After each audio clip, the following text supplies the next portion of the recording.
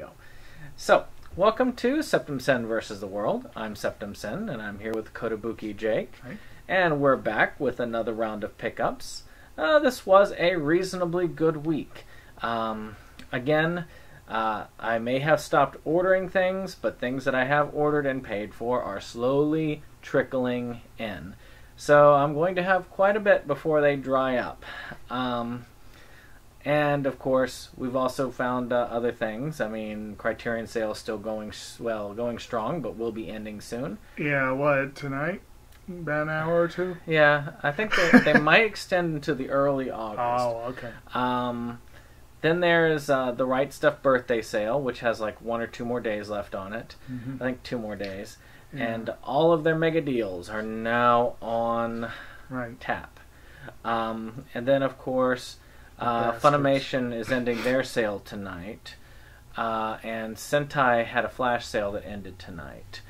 So, I mean, again, it's not exactly new material. It was the same sale they've done the past 3 times, I think, but it's a good sale. It is a good sale. Yeah, but it's not, like, earth-shattering. One of these days, if I can get like $100 and some, I'll get Space Brothers, and, you know, that will be a good addition. I do want to make a shout-out to the Rebel Gaming Club. We've actually been in trades and talks of trades. And I've got a... one moment.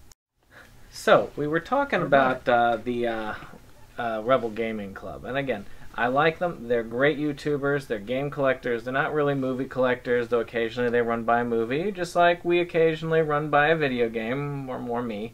I did manage to actually, as we speak in the background, converting most of my stuff to a 4 terabyte external hard drive, taking advantage of that new PS4 4.5. So I'm throwing my entire digital and all the collection on that so that I have it just in case something happens or they start taking them down, things like that. So, any case, but I traded them from stuff, and of course I got some of the River City Rebels merchandise here, which, you know, that's pretty cool stuff right there. The River City Rebels, from what I've heard, I also got a CD from them, which is good because Kim's record player is in the shop. So we don't have the ability to play these, but I did play the CD. It's an interesting combination of various things. I don't know what you quite call it. Some rock, some blues, some punk, some ska, various things thrown in. I'm going to put a link to their site down below for all of my 3 viewers. And I really encourage those of you who are there to check them out. And I am a big fan, and I look forward to hearing more of their album as I continue to drive. So, we had a big week this week, so I'm going to let Kotobukijake start off. And Hi. And, well, I concur with what he said. Sales items will be coming in. Even though I have had to cut myself off, I think next week I will have plenty of fun stuff, and probably the week after. But I do have a few fun things this go around. I brought 3. I've got a 4th one. New items, but I also brought an item I'm watching right now just to give him a chance to talk about more stuff. I'm jealous about that one there. This is cool. I've mentioned before, you never know what you're going to find at the library, and today I got some cool stuff. I'm not even sure how well this is going to show up, but it's kind of cool. This is the original Stieg Larsson's Dragon Tattoo Trilogy box set. It's got an embossed back cover, and the front cover does that. Oh, good, it is showing up. It is. It shows up there. You go. Actually, it's all 3 of the films in the original Swedish versions with the late Michael Nyqvist and Nomura Pace. I still don't have the American version, but, you know, that was pretty good. But the American version was almost a straight remake, just slicker and slightly Americanized. Yeah. Not to discount it, because David Fincher is an awesome director, but it was this is a very gritty series and very hard to watch, but it's very good. And just that set is so cool looking. I mean, for the price and for $2, I'm like, I was like, yeah. And I got more stuff that I couldn't bring this week, but next week I'm going to show you some other cool finds from that. But that's basically, for those of you who are not familiar with the series, it's based on an extremely popular trilogy of books that has actually been turned into there's a fourth book by a new author based on, I think, stories by the original author. It's one of those cases where the author died and someone else picked it up and just kept going. And it's about a journalist who kind of gets in a little over her head, basically, and nastiness ensues, and etc., etc. I honestly don't remember too many of the particular plot points, but yeah. Anyway, hey, what are your thoughts? I think you showed me these originally, didn't you? Yeah, I'm actually very curious. I mean, I'm really jealous of that set. After looking at the conversion to Blu-ray, and that's one of the things that I've learned over the years with Blu-ray. There's Blu-ray done right, and there's Blu-ray done wrong.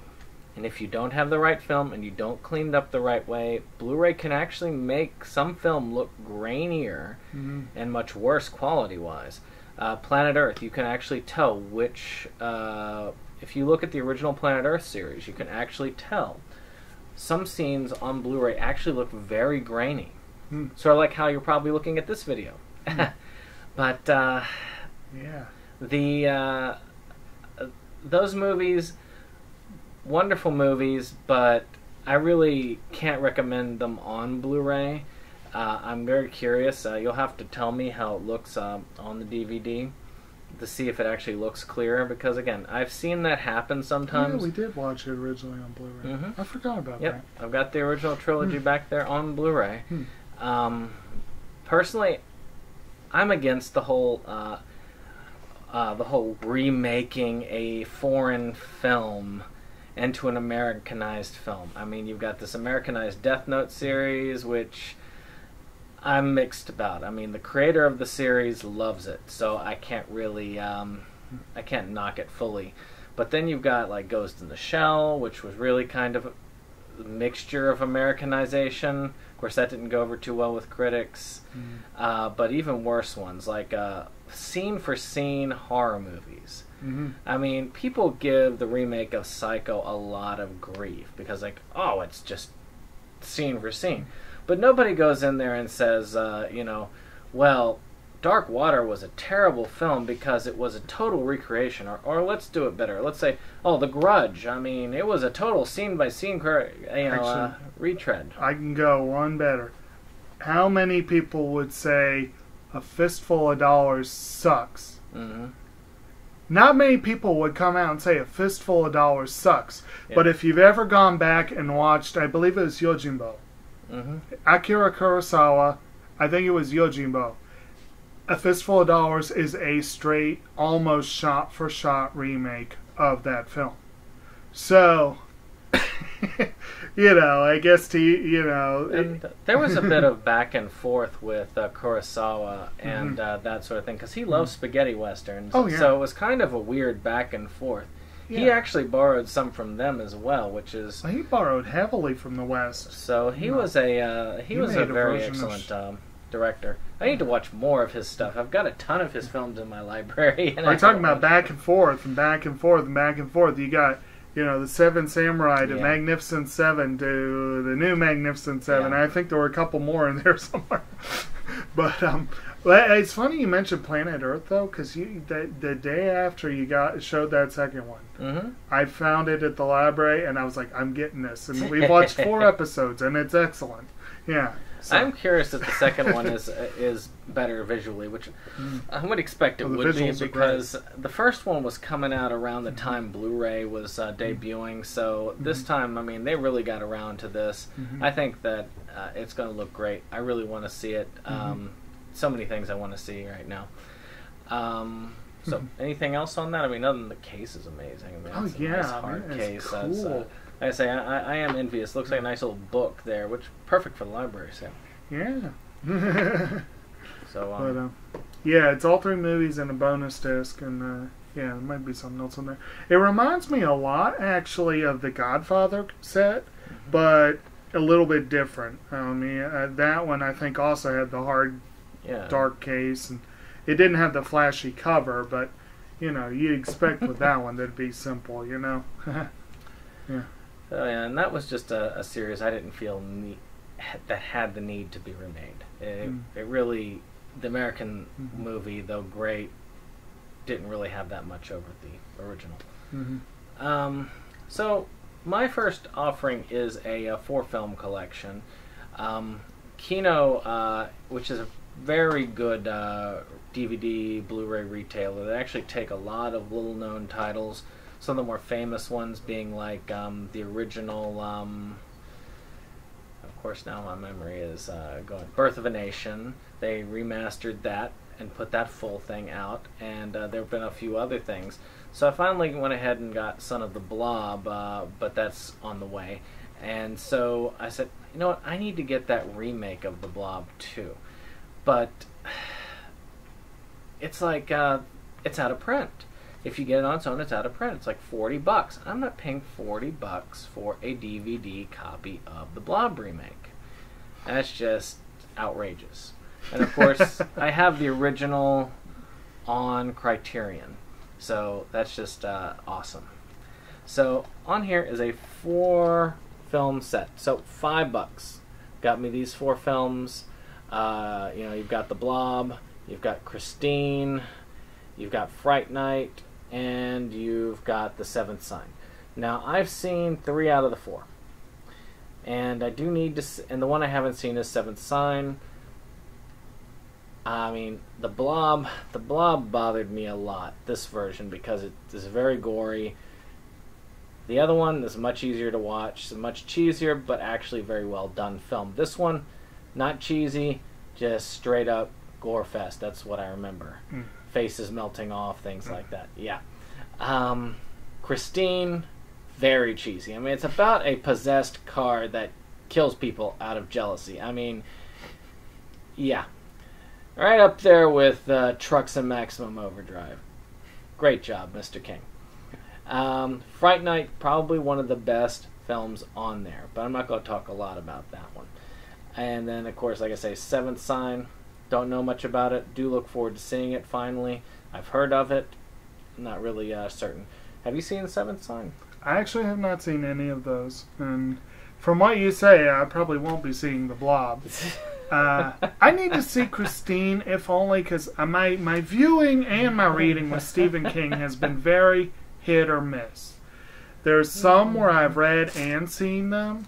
There's a few that I've read and not seen, and there's a few that I've seen and not read, but there's still a lot of gaps. And Christine does not have the best reputation, but it is a well-known product. Both versions, I think, are well-known. Oh yeah, it's a necessity. Yeah. I mean, this one I think is the original one, the '83. I don't think they did any. They did a remake of it, didn't they? Did they? I don't know. I think they've remade a lot of his movies. But I don't recall them doing any more than this version of Christine, but there could be. I mean, gosh.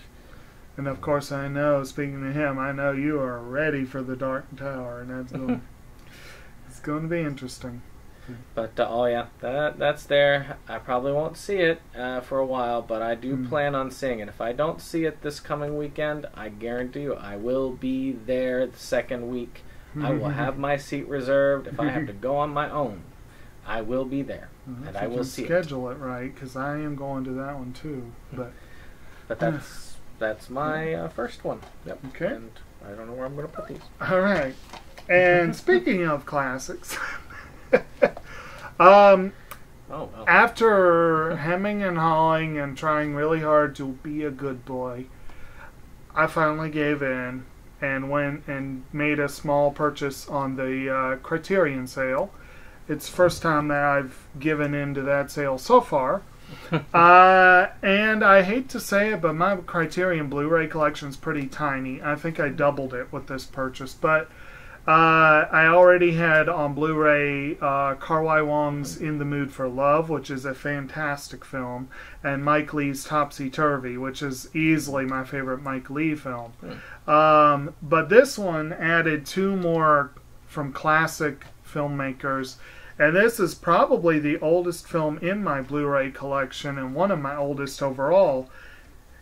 I'm a very sad film geek that I don't think I had any Charlie Chaplin in my collection. Really? I don't think I did. Oh. So I got City Lights, definitely one of his more famous films. Was that one of the last ones he did? Well, this was 31, so this was about the middle of his career. That was during that time when talkies were really taking over and right. kind of pushing them out. This was arguably one of the last great silent films. It actually says on the back here that he resisted making it as a talkie, despite the fact that the oldest film that I can think of off the top of my head you gave me Birth of a Nation. Sorry, the other oldest film I can think of that I have in my collection is the Marx Brothers film Animal Crackers, and of course, Coconuts. Coconuts is the oldest one. That was, 29? 20-something, yeah. 29, I think. And, of course, the Marx Brothers were all about the banter, the wit. They were definitely talkies. So this is actually, I think I have 3 Marx Brothers films as old or older than this. But definitely this is a major piece of movie history. It is highly regarded as one of the great films. I actually took it from a display of the AFI's 100 Greatest Films. So I'm very excited to finally have some Charlie Chaplin to work from. I'm not sure if my copy has actually been watched or not. I would have to research if I watched it. I think I have, but I could be mistaking it with something else. Chaplin is a great one. I've actually got a number of his works, and Criterion does a great job because they include a couple of his shorts usually as extras with those. And those do predate that. Usually those are in the 20s. I can't remember if he did any earlier than the 20s, but I know he did a lot of them in the early 20s. This says excerpt from, which is kind of disappointing, but it says excerpt from the short film The Champion, 1915. So, that's an old one. So, I think that Criterion does a great job with theirs. I mean, I've gotten Limelight, a couple of others from his, The Great Dictator, which is a talkie of his. I was this close on that one, but they only had it on DVD. I love that movie, though. But yeah, that is well worth the purchase. Probably one of his greatest films and works. And sad to say that it just shows you how our politics have really changed. I mean, one of the reasons why it didn't do so well at first, critics wanted it gone, and the government didn't want it out there because they didn't want us making fun of Hitler. Yeah.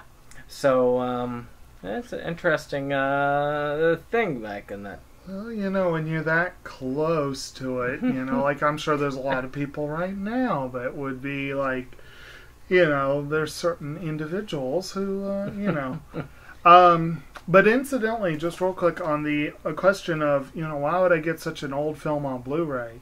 Because he was talking before about conversions and that kind of stuff, and obviously this predates Blu-ray technology. But I tell you, the oldest Blu-ray that I think that I had before was the Errol Flynn film, The Adventures of Robin Hood. And it looks fantastic on Blu-ray. It really does. And I give Criterion credit for probably, I'm pretty sure they would have cleaned this up and made it pretty good looking. But, yeah. Well, that's the thing is, it can look good. I mean, if they had actually, I think they were lazy actually with the girl with the dragon tattoo and those probably in the conversion. But you can the worst one I have is Robin Hood, Prince of Thieves. It's awful transfer. The worst transfer I have is Highlander 2. Actually, and Highlander 1. Those did not look good on Blu-ray. Well, some of the ones on the Attack of the Bees weren't that great either. But some of them look good. But actually, those are done at 780, which is not too bad. But you can only do so much with that quality. But yeah, if you've got one that was shot on very high quality reel, you can actually clean it up quite a bit. And Blu-ray is a great technology. I support Blu-ray. I like Blu-ray. But sometimes it just, they And do it's a a great little job. bit more space conscious, which is nice. So my next one up, I don't know a lot about this. You know a lot more about this. I think you've actually have you watched the whole series? I have.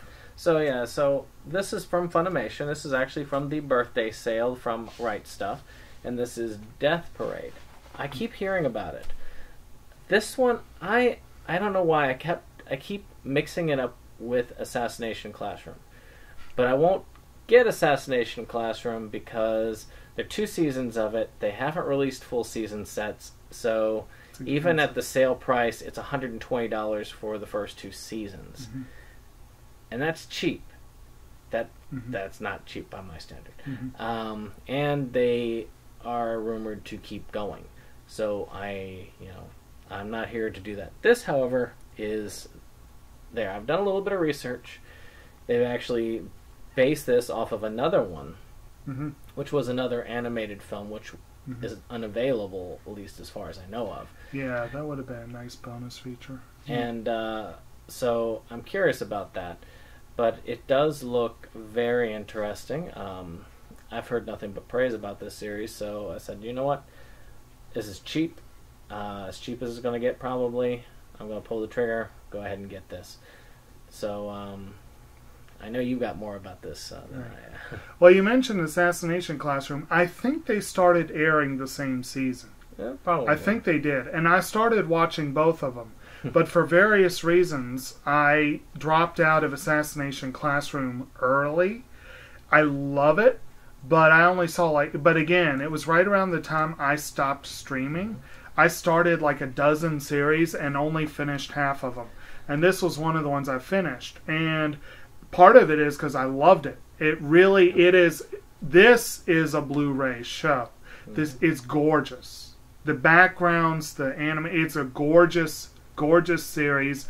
The opening theme, Flyers, is wonderfully upbeat. It really doesn't fit the series, but it's just a great beginning, and you will be humming the song for a month after you hear it. It is it's that catchy.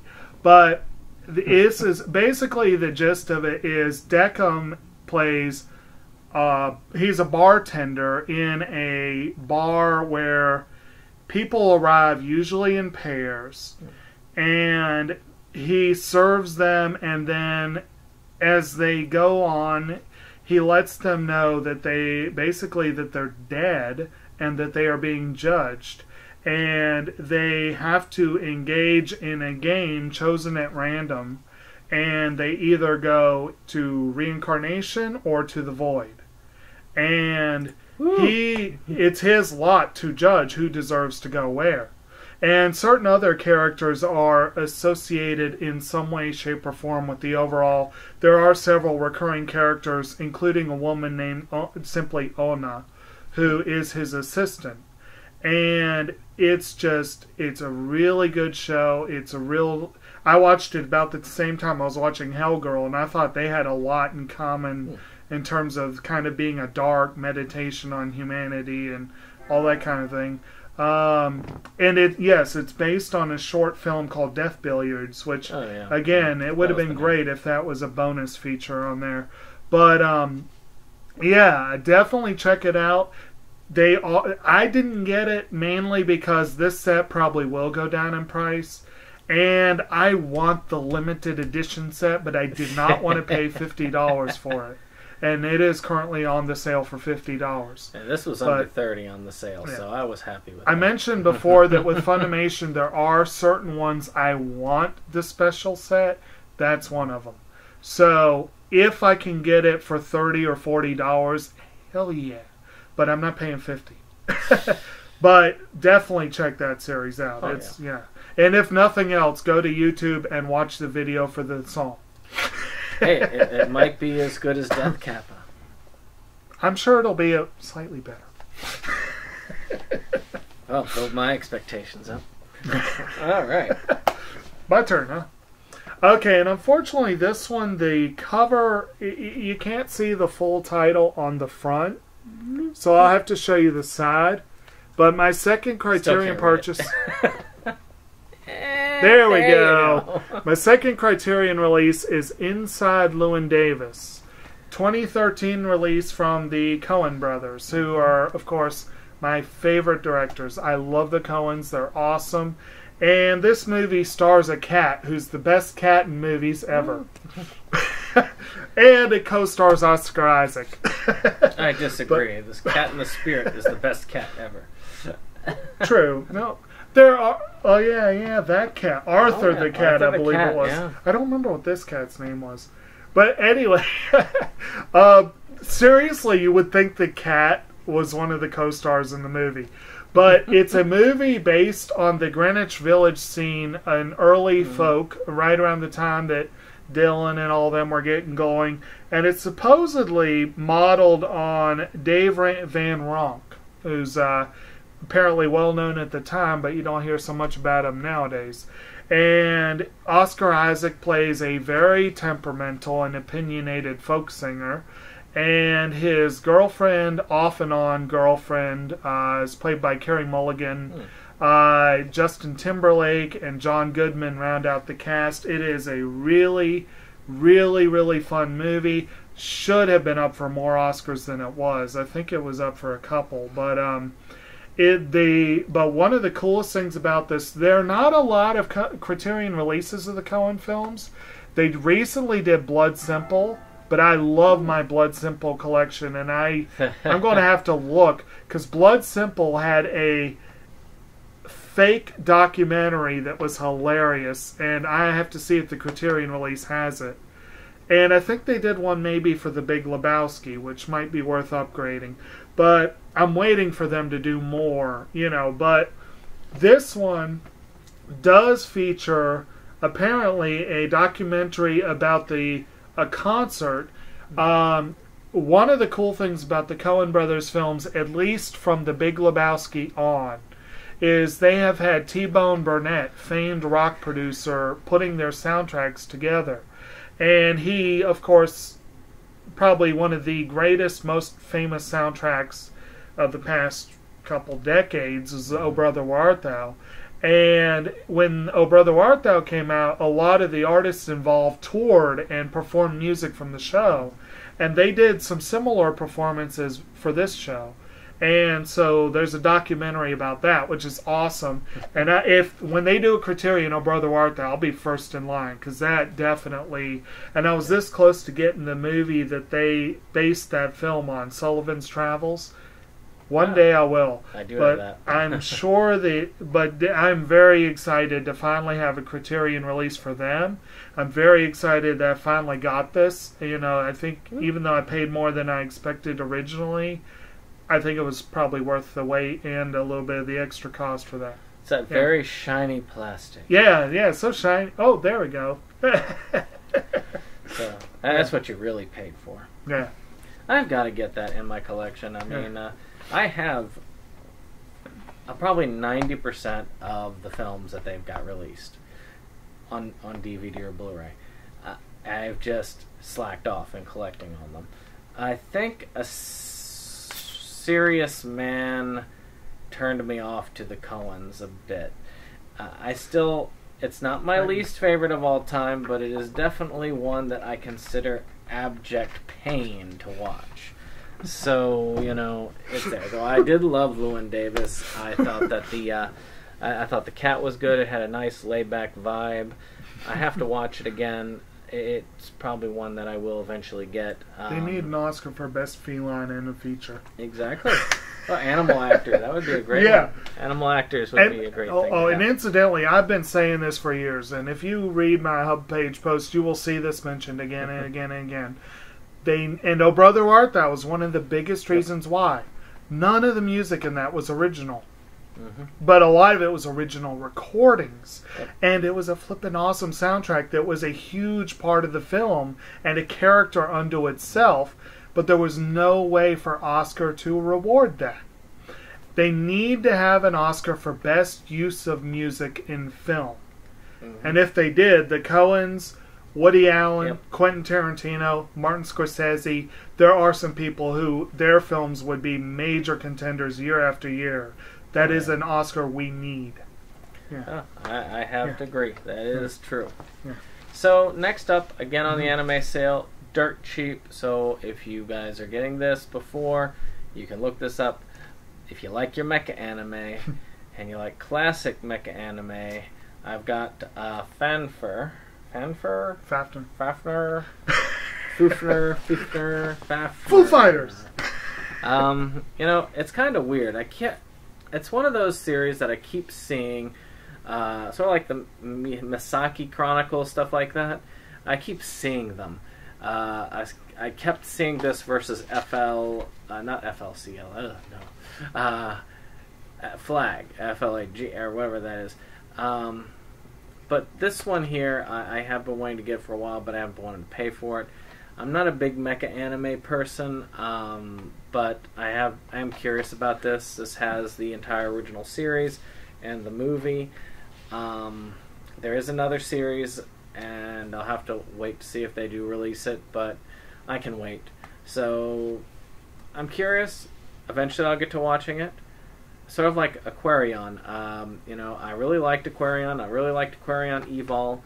And there's a third season of Aquarion out, but it's $40 with the sale, like $38 for one half of the third season.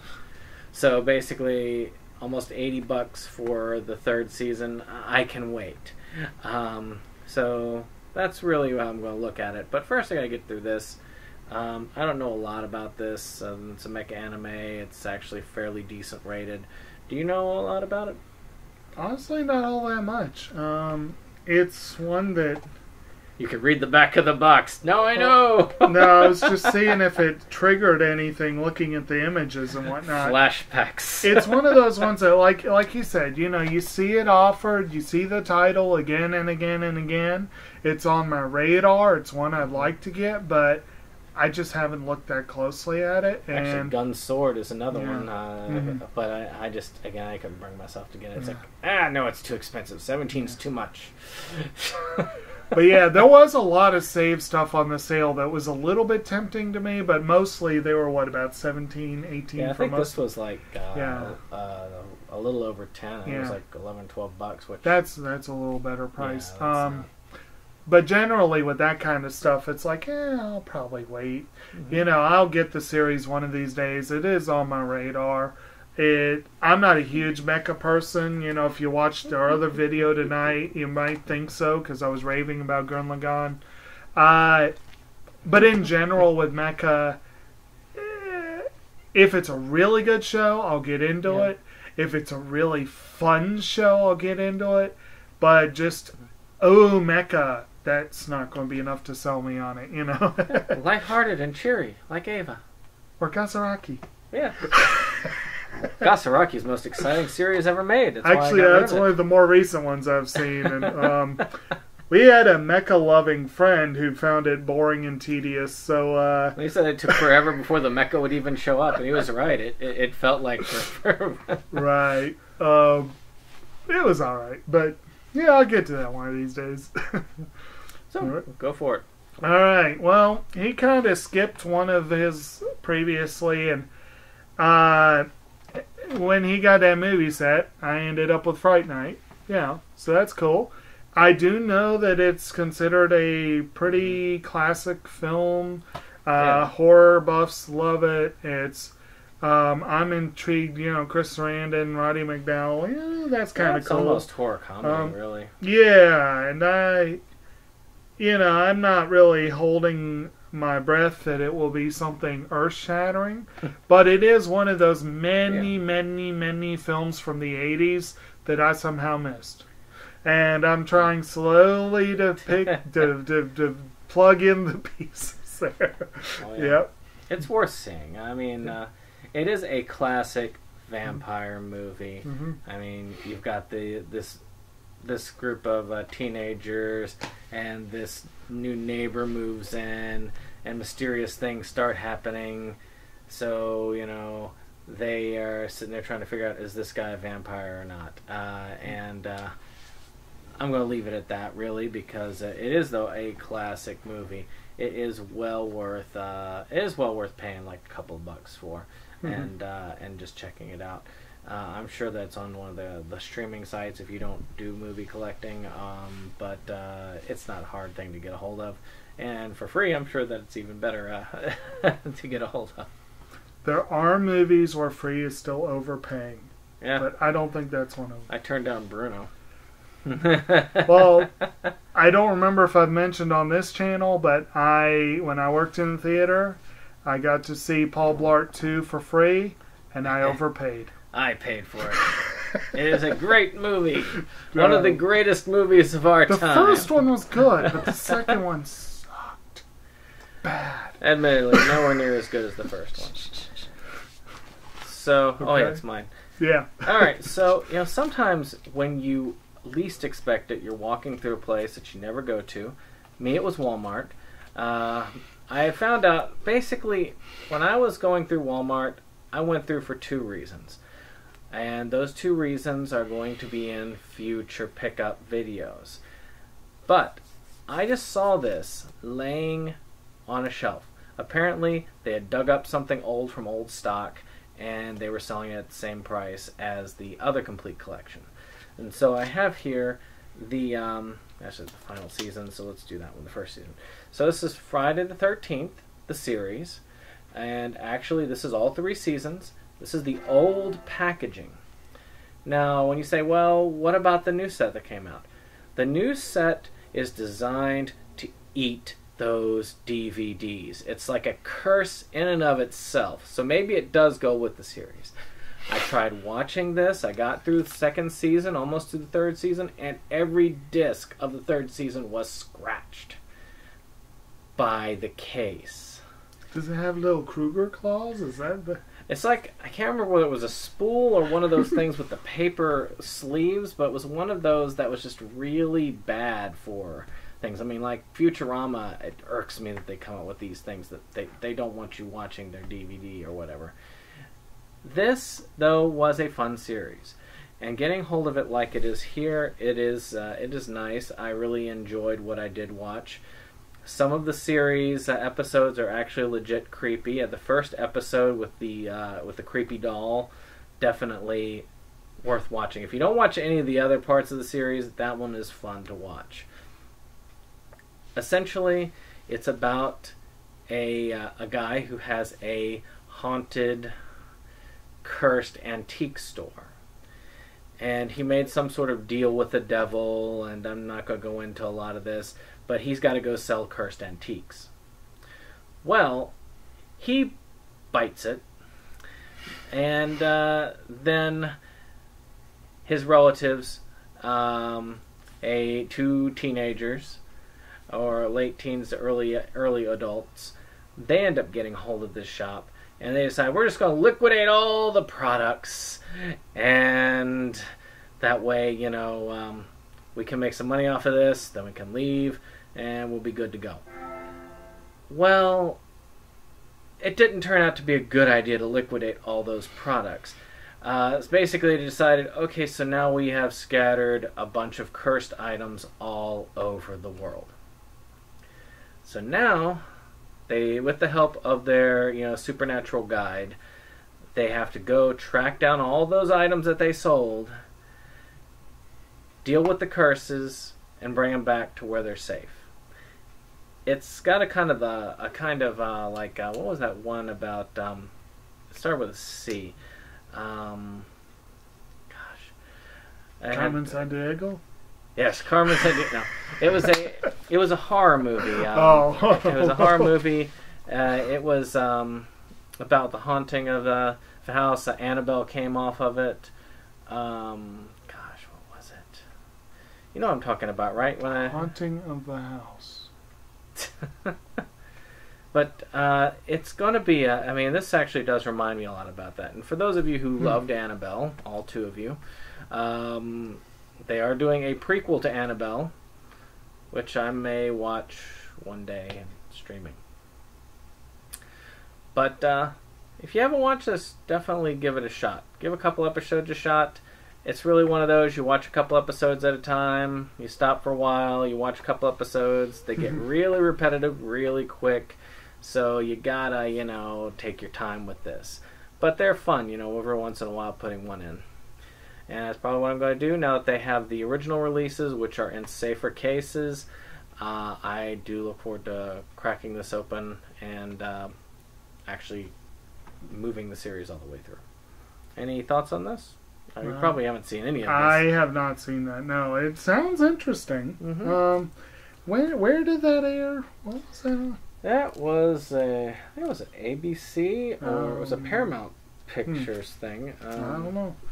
But yeah, I mean, it sounds quite interesting, but I know very little about it. It'd be worth a watch one of these days, I'm sure. Well, yeah. Yeah. Do you know if there was anyone of note in there? Or? I'm not sure. You know how these series go from the 80s? It's sort of like you get these guest appearances and a couple things like that. And it was actually, like I said, it was a fun show. Mm-hmm. I've seen like most of it, and I hope to eventually just watch it all the way through. Right. So, I guess that's it. Until the last. Okay. Yeah, till next. Speaking of shows that had lots of guest appearances, I'm going to... Unfortunately, I've run out of new material for this week, but he had one more he really wanted to cover, so I'm going to go ahead and do one. I mentioned before that there are some shows that I'm trying to watch, and there is actually one that I've been actively watching. Circumstances have made it easier to watch some shows than others. And to my shock, everyone in the household is very much getting into this one. But this is a show that I'm sure a few of you have heard of. It's Friends. I'm on season 3 currently, which I actually had seasons 1, 2, and 4. And then I got the one with all 10 seasons, which is a big collection of all of it. And it's basically just a fancy repackaging of the exact same packages that were before. This is what you would have bought before if you bought season 3. Honestly, one of these days I'd like to condense it to a smaller, less bulky set. But this one's a cool set, though, and I got it at a good price. But 10 seasons of one of the biggest shows of the 90s and into the early part of the aughts. And speaking of guest appearances, last night I watched 2 episodes where I was like, is that who That's Jon Favreau. Yeah, you get totally random appearances. You got recurring guest stars like Tom Selleck and Giovanni Ribisi, and so for a geek like me that likes to collect credits, this is a major get for credits.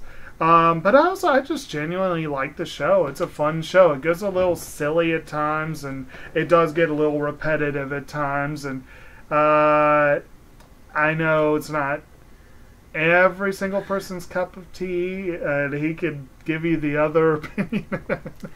But it's just a fun show, and I'm enjoying watching it. And it's nice to have one show that I'm making serious forward momentum on.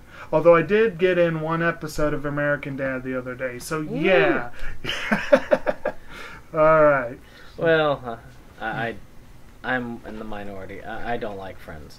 But there are a couple of reasons why I don't care much for the show. One of which is I'm just one of those people where people hit you over the head with it enough times. It's good. It's good. You've got to watch it. You got to love it. You got to love it. It's like, I don't got to love nothing. It's the one piece of American television, huh? But it's weird because during that time period, there are 2 shows that were insanely popular that were going on, and I detested both. One was Friends. One was Seinfeld. And, Frasier I was neutral towards. And I own Frasier, and I will eventually get along to watching it. But, I don't know. It's just some of the characters in both of those series annoyed me a lot. And actually, all 3 of them had annoying characters, but... See, to me, one of the favorites, everybody loves Phoebe. I hated Phoebe. Phoebe annoyed me. Phoebe made me wanted to reach through. It's sort of like Phoebe reminds me of Fred from the Disney networks. That's what she reminds me of. It just I don't know. Again, that's just my opinion. I know a lot of people love the series. I understand that people love the series, and I think that that's great. I eventually will have to collect it, and I will have to collect Seinfeld. But those are going to be way down. And if I see it, like, at a swap meet for like $10 for the whole thing, I'll probably pick it up. That'd be a hell of a deal. Yeah. Yeah. You'd be... Oh. And I'll admit, I haven't launched into Seinfeld myself, partly because I was kind of indifferent to the show. I enjoyed it. I didn't love it. I didn't hate it. I enjoyed it. But I don't want to pay a lot for it. And I do know you've made the point before that a lot of people, that you kind of didn't like Friends partly because everyone dumped on Ross. Yeah. And I can't really disagree with that. Although he really had it coming to him half the time. Well, it does have one heck of a theme song. It does. And I think you have that album, don't Yep, you? I actually have the album by the Rembrandts that has that on there. And it is probably one of the few songs on that album by the Rembrandts that I remember. One of the few American theme songs as iconic as the one from, you may see this Cheers shirt. That Speaking had of Frasier. Speaking of, yeah. But that's a good example. Frasier Crane annoyed the living hell out of me. But I love the supporting cast of Frasier. And as a supporting character in Cheers, he was good. He was, So those were both ensemble ones where you really needed the full ensemble. That was, big part of it. So, last one for me. It was, again, on the anime thing. I read sometimes, and I try to avoid this at this point because I have too much to go through as it is. But too much. I read this and a description, and I had to get it. So what we're talking about is Momokuri, which is the cutest anime about a stalker that I can think of. I mean, I have a hard time squaring myself with that. That it's a cutesy, romantic anime, but the main character is a stalker. I actually love the opening theme song. Again, very sickeningly sweet, very saccharine. But there's just that extra sinister quality about it. I mean, you're sitting there, it's like, oh, isn't that cute? Wait, she's got a collection of his used Kleenex. Alright, well, I mean, that's really the gist of it. It kind of goes out like a harem anime. I've seen most of it, actually. I've flown through the majority of the episodes. I think I've got like 2 more to go. And, it's kind of a harem. It's kind of not a harem. I mean, there's more than one girl interested in the guy, but not a ton of them, and it's not really that overt. It's mainly about the two's relationship. And a matter of fact, it's kind of different in that aspect. It's usually a stalker just stalks the prey. The stalker is usually not the girlfriend of the person that she's stalking. Or usually at that point she stops the stalking. Not so much here. So definitely, I'm gonna have to show him the opening theme. This is actually, it's funny. It's like I say, it's sickeningly sweet yet still kind of sinister at the same time. If you get a chance, definitely check this out. It's worth the look. It's fun. It's lighthearted. Not really that deep, but like I say, it's kind of a new angle to that whole trope. Anime is not new to the stalker trope. It's definitely not new to the cutesy saccharine trope. But combining them, strange. That's one of their newer releases? Yeah, that's a new release. That's really new. Yeah, so it'll be a while before it's super cheap. Looks fun though. It's fun so far. I've enjoyed it. Your typical high school thing. Yeah.